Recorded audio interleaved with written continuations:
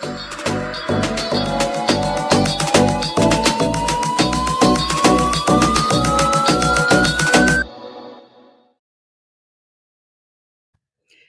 morning, good evening, good afternoon, wherever you are. This is a Smart Brain Insight podcast. And today we are continuing the conversation with André Vermeulen Jr., who collaborates with our founder, Father André Vermeulen in Neurolink. And André, can you join me on the stage, please, on the virtual stage? How are you doing today? I'm very well, thank you, Edith. Thank you so much for having me back on. It's always a privilege to spend some time with you. Fantastic. How's the weather in South Africa? At the moment, it's nice and sunny today. This week we had some flooding in KZN, but all good so far. We're doing very well. Sunny today, so we are happy. Okay, your brain must be happy because when we step out on the sun, many things beautiful happens to our brain. And I'm assuming that of course, yes, when you're going from those rainy days to the sunny days, this is a shift on us. Today, André, we have an opportunity to talk a little bit more and dive deeper in the tools that we provide for practitioners and individuals and companies who wants to improve their brain performance. And I know I joined your father back 15 years ago when our instrument was still called Learning Receptiveness Profile. Do you remember those days, or were you too young to yes, remember? the LRPs. Yes, the LRP. And one of the No, I things remember the old LRPs.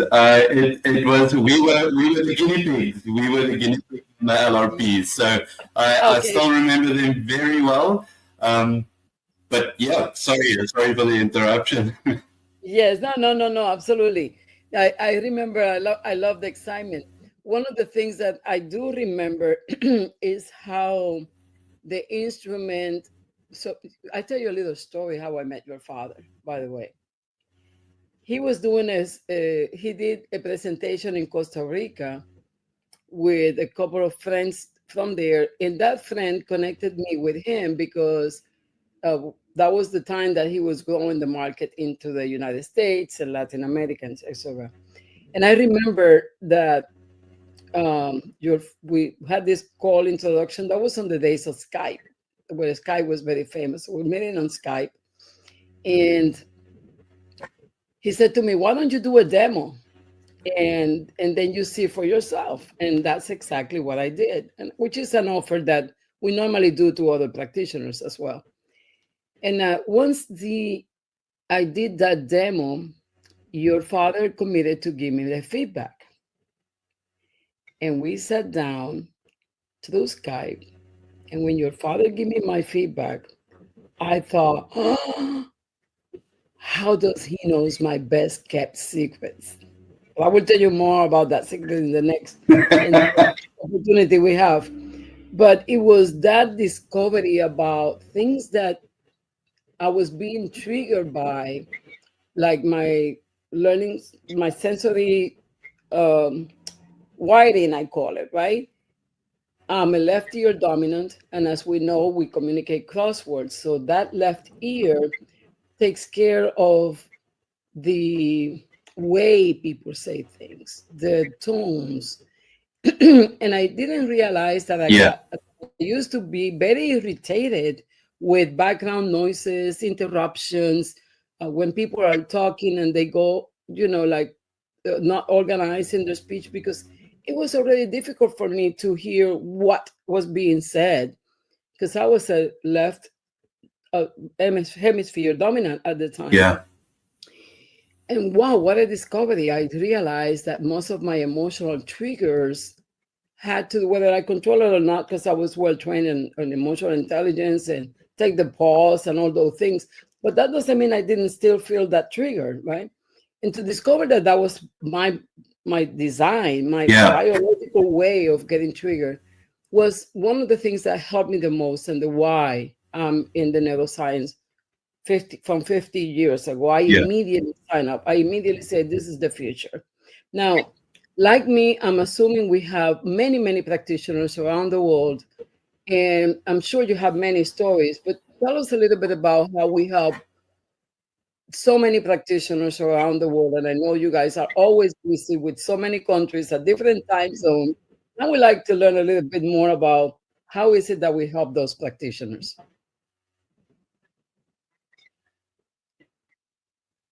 Yeah, so that's Edith, once again, it's a brilliant, brilliant question, because it's something that we get asked so often, especially when we have those introductory meetings with potential practitioners or coaches or clients that you go and see is, okay, so what is the practical applications of this? So firstly, what I always say, it's a great baseline to start any conversation with. The tool is a great baseline to start any conversation with. But when it comes to Neuro-Agility, if I go to any person on the street and I ask them, or I tell them, this concept Neuro-Agility, it's the interplay between all brain-mind facets, and they're not going to have the slightest idea what I'm talking about.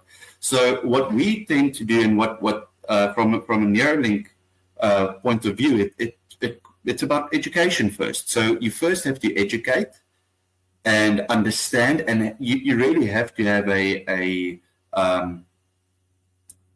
need for that hunger for knowledge. I almost wanna say it's not a exclusionary tool; it's an inclusive tool, and we use it as a potential identifier. So when we speak about coaches and practitioners, we always say it's your foot in the door for a development process that takes place.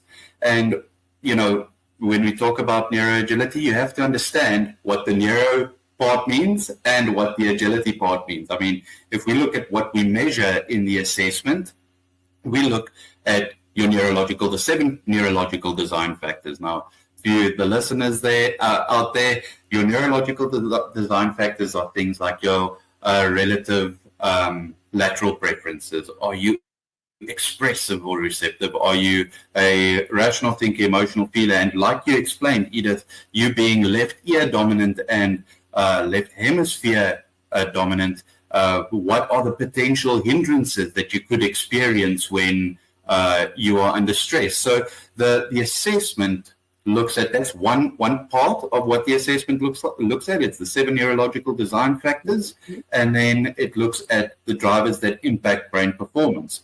So from a coaching, or I'm speaking specifically a Neuralink practitioner point of view, it gives you such a wide variety of things to measure and to look at that can highlight blind spots that somebody might have. It can highlight strengths that you have. It can align. Even though we don't use it as a direct employment tool to measure competence, it is used in conjunction with tools that are used to measure competence. So that is in a nutshell the value of the assessment itself. But then, from a knowledge point of view, to give practitioners the knowledge that goes into the practitioner training, we do a deep dive into. I mean, you've gone through the training yourself. It's very science heavy, but I want to say understandable, and the application value is explained in such a way that when you go to your client, you are equipped to go there as an authority figure in Neuro-Agility, and that's the main aim that we want to do. Mm-hmm. Fantastic. No, definitely, not only I went to the training, but I trained other people myself on getting them certified with our neuro coaching and the Neuro-Agility profile practitioner training. And one of the things that is important to know is, who do we help here? And when we're talking about all these coaches, one of the things that for me is so valuable, as you said something really that resonated with me, who are those practitioners? And lately, my favorite phrase is, If you are addressing a problem that requires brains, we're there for you. Whether it's education, whether it's sports, whether it's life coaching, executive coaching, if the brain is involved, we can help. And not only we can help, but also Exactly. we already established that that we have been in business 34 years. And I say we as Neurolink, and it's been 15 years in my journey with Neurolink. I'm very, very proud. I actually have left behind so many other tools. And you said something important. Some of the tools might bring other type of values. Like, for example, a job fit profile will help us say, are you ready for this job now? What the Neuro-Agility profile help us do is, what is the potential behind that fitness to continue growing? And how can I enhance that potential to continue the growth? So you want to prepare somebody for a future job. What are those things that we need to look in the profile to develop? So it is about understanding where you are and then grow from there. It can only be, we can only improve what we measure. Now, tell me a little bit about the types of coaches that we see around the world, because I don't know about South Africa and the rest of the world. In my world, I even have yoga instructors. What is your experience with the different types of practitioners? We call them practitioners because they're all sorts of professions, but tell us a little bit about what you see in the myriad of practitioners in your world. Yeah, so that's once again, Edith, you're on fire with the questions because it's so relevant.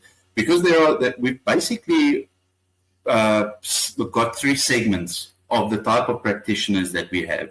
We've got our coaches, so people that do either executive coaching, your one-on-one coaching. They do team coaching. So it's once again coaching orientated. So they've got the skills to facilitate a coaching session, but once again use the tool as a baseline starting point. Then we've got people that are in education, so that being your teachers. We've got a great relationship with the University of Pretoria here in South Africa. They utilize our assessments as part of the neurophysiology's honors program. And then we've got our psychologists, therapists that use the assessment. So a bit more towards the health sciences, that the education and the health sciences tend to sort of walk hand in hand with each other. And then the other segment that we have is your HR professionals, your corporate entities that have we call it agility champions. So they've been trained in neuro-agility, but they apply the neuro-agility practitioner. Yeah, it's brilliant. We are and we found that it's been working really well, whether it be in South Africa or in Bulgaria. It's been quite successful throughout Europe as well. It's the value in I think for me personally, it's a bit anecdotal, but I think people lose the desire for self-improvement as they get older. And you sort of get stuck in this rut. And the profile is a good way to just give yourself that kick up the bum to say, listen, there are certain things that I need to work on. I can't become complacent in my work environment. I need to get going. And then likewise with education, you take this assessment to a school. You have a faculty that they don't necessarily understand. Oh, I'm pretty sure that you've heard this as well, Edith, from educators. You know, there's that one child that's always busy. He must have ADHD. He must be or he must be medicated or put on some sort of just a woosah pill. And most of the time, and not all of the time, we're not medical doctors in terms of prescribing medication, but most of the time that you sit, you've got a child that's highly kinesthetic. So I want to experience what we're learning about. So I might come across as very busy, and I might need to move around a lot, but that's how I learn. And the awareness that, once again, that creates in the school is phenomenal. And the results that we get and the interventions. Almost said in Afrikaans now, that wouldn't help you at all. The feedback that we get is very positive for educators to understand what my classroom looks like. So we've basically got our three streams. It's education, corporate, and then our coaching field. And it's been used. Each one has their own assessment that they gravitate naturally towards. Education tends to use the toolbox and the student performer assessment, and then the corporate sector tends to use the advanced plus, and coaches, it could be any of the above. It depends on what focus point they decide to target. We've got coaches here in South Africa that only target young adults. So they choose candidates between the ages of 16 to 22 years old, and they take them through a coaching process. But with that, there's a lot of learning that takes place. How do I learn? Learning how to learn. So that's in a nutshell the three spheres that we operate in. Fantastic. One of the things that I'm fascinated with is education, because maybe we cannot change the entire education system, but here in the United States, as well as in Latin America, we have a huge challenge with education. The systems are very designed for that left hemisphere, sensories on the right side, meaning, right hand, right eye, right ear dominance, because we have the teacher in the front. And trust me, I know that things have changed quite a bit, especially after COVID, when now the students are more in computers and the tablets, so that the lecturing part it has declined a little bit, but still there's a lot of lecturing going around. And nothing wrong with that. That's one way of learning, right? I agree. But the idea here is that we're not necessarily catering to other sorts of learners. And sometimes, God forbid, I'm watching, I told you in the last session that I'm watching this Genius, the Einstein kind of live series. And wow, I mean, the challenges that he had in school, right? And because he was a different thinker. He was an idea type of thinker, that he gets entertained with observing the nature and where things are coming from. And those very highly inquisitive minds will definitely learn slightly different from the typical student. And one of the things that I'm highly aware, because I had used it, is this student performer program, in which we help students, whether they are in college or high school. And I know we help also children from 12 years old. We already established that on the last session. But imagine that I learned about Neuralink 15 years ago. And for full disclosure, I'm going to be 65 this year. That means that I learned about my neurological design when I was almost 50. I wish I had learned that when I was 12, right? Thank you. I know. I know I don't look like it. But the idea is that imagine that we can give this potential to the 12, the 13, the 14, the 15, and to the people that are forming those students, and give them that awareness so they can learn by design. One of my practitioners in Colombia, I'll mention her name, Liliana. She always say we can have success by, she actually don't call it success by design. That's my phrase. But her phrase is, that you can craft that future by your design. And one of the things that she's doing as a practitioner is helping people first understand their design, and then put together the development plan, whether it's as an individual by themselves, or sometimes she goes to company, and do this with the groups. I mean, companies that are highly advanced are really already in the neuroscience type of approaches when are developing people, because we are preparing people in colleges and schools for jobs that doesn't exist yet, and others that are emerging, that when you look at the job codes in the United States, they're not even there. Those titles are not even there. And the World Economic Forum, they just released the 2030 skills of the future. They do that every so often. And right now we look again and boom, there is 70 to 80%. Every time they release that, 70 to 80% of those skills has to do with brain agility of some sort and your ability to learn or connect with others, which is also part of the brain agility things. We're coming a little bit close to the end of our session today. And it's always fantastic. But one of the things that I would like the audience to know is, how many countries are we in? I know we've been 34 years from Neurolink.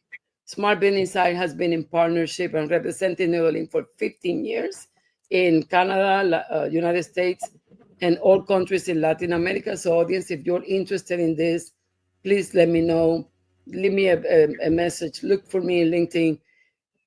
I would like to know the presence that we have around the world during these 34 years. It's just a curiosity. So you're asking me a question now while you were busy speaking to me. I was like starting to count in my head. These are the amount, but we've got, just to give you a brief overview, we're in the UK, we're in Italy, we're in Bulgaria, we are we call it it's our partners there are called Catro, but they are in Cyprus. They are pretty much spread all over. Then we've got in Namibia, we've got South Africa, we've got the United States, we've got right through Latin America, we've got partners in the UAE, we've got partners in Israel. So we pretty well established in terms of the main markets that we're trying to target, and the main thing for us is to get the right fit for us with shared values, because we want to hit the ground running, and that's where you come in, Edith. You've been part of the Neurolink family, like you said, for 15 years. I mean, I've known you since I was 17 years old, I think. More or less, yes. So that's about where we are. Yeah. So and you are such that. So that's where we really partner with people that that want to grow with us and want to go on this development journey with us. And it's like you said, it's not